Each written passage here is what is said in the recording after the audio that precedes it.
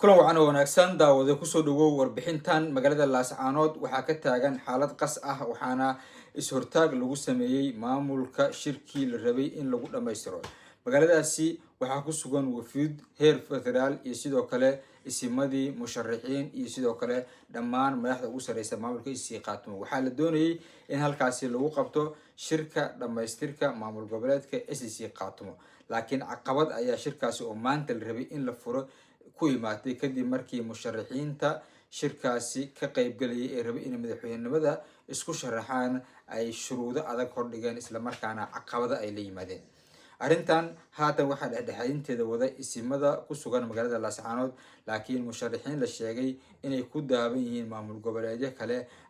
ayaa waxa ay keeneen shuruudo aada u adag taasi oo keentay shirkii la qorsheynayay in maanta uu furmo inuu furmi waayo waxaana haatan la isku hor fadhiya halkaasi magaalada waxaa ka taagan xaalad qasnaan ah waxaana la dareemayaa cakirnaantan iyadoo maanta halkaasi uu gaaray wasiirka wasaaradda arrimaha gudaha ee dowladda federaalk ee soomaaliya cali xoosh iyo sidoo kale wufuud la socotay oo dowladda federaalk ee soomaaliya ka socota waxaana halkaasi uga soo horeeyey madax kale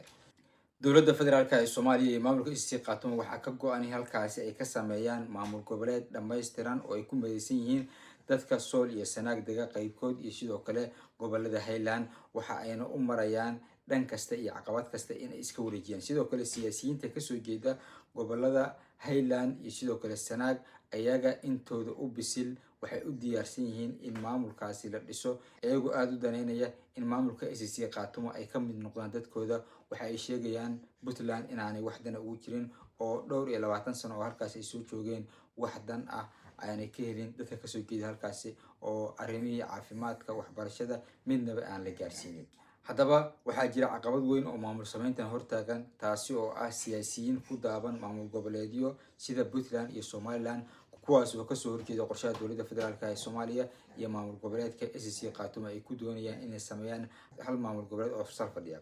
caadi ahaan marka maamul goboleed la sameynayo ma ahan mid fudud oo maamul goboleedyada ka horreeyay mid kasta caqabadaheeda ayaa taagnaa laakiin waa laga gudbay haatanna maamul goboleedka SCC qaatumo sameyntiisu waxa ay maraysaa midtaasi lamid ah waxaana la rajeynayaa inay ka gudbaan caqabadahan